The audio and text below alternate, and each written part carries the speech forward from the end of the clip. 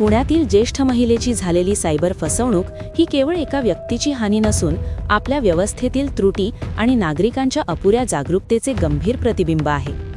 Digital व्यवहार वेगाने वाढत असताना तंत्रज्ञान जितके प्रगत होत आहे तितकेच सायबर गुन्ह्यांचे धोकेही वाढत आहेत. 10.5 लाख रुपयांची चोरी ही यंत्रणेवरील विश्वासाला तडा देणारी घटना असून यावर केवळ तांत्रिक उपाय नव्हे तर सर्व स्तरांवरील सजगतेची गरज असल्याचे स्पष्ट होते. सायबर सुरक्षिततेच्या बाबतीत केंद्र व राज्य सरकारची भूमिका अत्यंत महत्त्वाची आहे.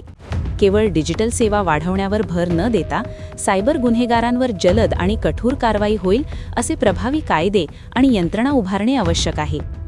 अनेक सायबर गुन्हे परदेशातून होत असल्याने आंतरराष्ट्रीय पातळीवर तपास यंत्रणांची समन्वय साधणेही तितकेच महत्त्वाचे ठरते. यासोबतच विशेषतः ज्येष्ठ नागरिकांसाठी मोफत किंवा सुरक्षित डिजिटल साधने उपलब्ध करून देणे ही काळाची गरज आहे. ग्राहकांच्या पैशाचे संरक्षण करण्याची जबाबदारी बँकांवर मोठ्या प्रमाणात आहे. अचानक होणारे मोठे किंवा संशयास्पद व्यवहार ओळखण्यासाठी अत्याधुनिक तंत्रज्ञानाचा वापर करून अशा व्यवहारांवर तातडीने अडथळा आणणे गरजेचे आहे. केवळ OTPवर अवलंबून न राहता अधिक सुरक्षित पद्धतींचा वापर आणि ज्येष्ठ नागरिकांच्या खात्यांसाठी विशेष सुरक्षा यंत्रणा राबवली गेली पाहिजे. पोलीस यंत्रणेकडूनही सायबर गुन्ह्यांबाबत अधिक तत्परता अपेक्षित आहे. सायबर गुन्ह्यात पहिले काही तास अत्यंत महत्त्वाचे असतात.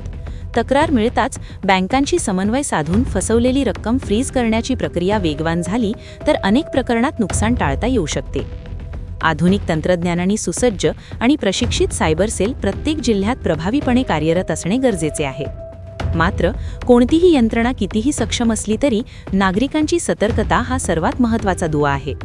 अनोळखी लिंक, कॉल किंवा संदेशांपासून सावध राहणे, बँक व्यवहारांवर मर्यादा ठेवणे आणि भीती दाखवून माहिती मागणाऱ्या व्यक्तींना बळी न पडणे ही मूलभूत खबरदारी प्रत्येकाने घेतली पाहिजे.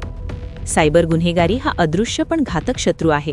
सरकारची इच्छाशक्ती, बँकांची तांत्रिक सज्जता, पोलिसांची तत्परता आणि नागरिकांची जागरूकता या चारही घटकांचा एकत्रित प्रयत्न झाला तरच अशा फसवणुकींना आळा घालता येईल. कारण वेळेवर घेतलेली एक छोटीशी सावधगिरी आयुष्यभराचे कष्ट वाचवू शकते.